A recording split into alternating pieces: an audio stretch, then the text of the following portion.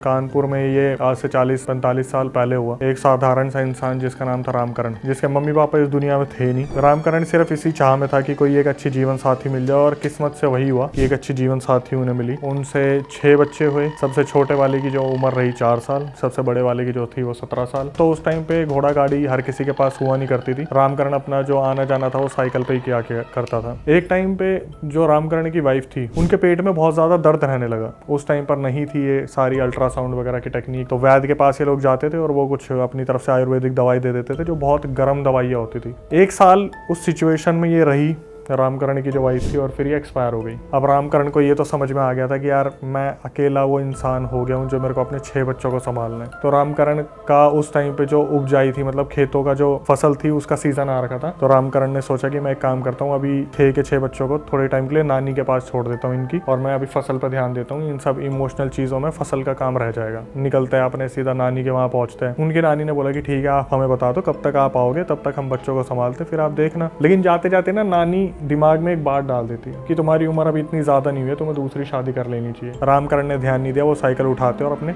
घर वापस आ जाते हैं। उनका दिमाग यही चल रहा था कि भाई मेरे को पैसे इकट्ठा करना है, बच्चों की परवरिश करनी है, और वैसे ही किसानों को इतना ज्यादा पैसा मिलता नहीं उनके फसल का। फिर भी ये अपनी फसल के 2-3 महीने निकालते हैं। उसके बाद डिसीजन बनाते कि अब मैं अपने बच्चों को लेके आऊंगा। ये साइकिल उठाते हैं, अपने बच्चों को लेने के लिए निकलते हैं नानी के घर पे। और रास्ते में जब ये जा रहे थे तो इनका ध्यान पड़ता है कि साइड में ही एक बुजुर्ग आदमी पेट पकड़ रखा है और बहुत दर्द में। तो ये वहाँ पे उस आदमी के पास जाते, बोलते हैं बाबा क्या हुआ। और वो बुजुर्ग आदमी बताता है कि बेटा मेरे पेट में बहुत ज्यादा दर्द हो रहा है, अगर तेरे को कोई दिक्कत नहीं है तो थोड़ी सी आगे मेरी कुटिया है, मुझे वहां तक छोड़ दे। तो इसने बोला ठीक है बाबा, आप पीछे बैठ जाओ। ये चलना शुरू करते हैं। जैसे रामकरण थे, उन्होंने बाबा से पूछ लिया कि बाबा ऐसे कैसे बीमार हो गए चलते फिरते। तो बाबा बताना शुरू करते कि बेटा मैं क्या करूँ, हमारी तो मजबूरी है। गाँव में हम रहते थे तो वहाँ पर हम नीची जाति से हैं, तो ऊंची जाति वाले हमें बहुत डांटते हैं, मुंह नहीं लगाते। एक मेरी लड़की है, गाँव वाले उस पर भी गंदी नजर रखते थे, तो ऐसे ऐसे मैं अपने गांव से खिसक के यहाँ पे आ गया। अब फिर इसने पूछना शुरू करा रामकरण के बारे में कि आप कहाँ जा रहे हो, यहाँ से कैसे निकलना हुआ। तो इसने बताया कि ऐसे ऐसे 6 बच्चे हैं, बीवी एकदम से ऐसे खत्म हो गई। बाबा ने बोला कि ठीक है बेटा कोई नहीं, दोनों ही दुख में है, वो कुटिया आ गई मेरी, यहीं पे मुझे छोड़ दो। तो जैसे ही रामकरण साइकिल उठाते ना जाने के लिए, तो बाबा पीछे से बोलते कि बेटा सुनो, तो मैं ये कह रहा था कि मेरी भी एक बच्ची है, और तुम्हें लगे तो तुम मेरी बच्ची से शादी कर सकते हो। उस टाइम भी रामकरण ने इस बारे में कुछ नहीं सोचा।